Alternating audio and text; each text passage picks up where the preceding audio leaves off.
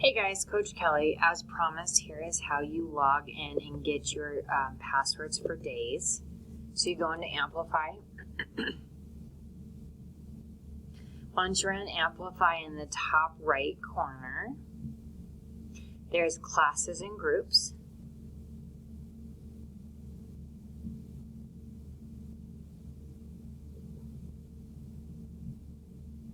You find your class. Hopefully your guys's has a lot less than mine. When you do find your class, you click on it, hit student logins, and then print all. This is the website that the students have to go to. They actually have to physically type this in, starting with mclass.amplify.com/student. For us remote teachers, I've been told, and I'm going to practice this first, that you cannot just copy and paste it to them. When they do, it comes up as an error, although you're still welcome to try. Here is each student's username and password.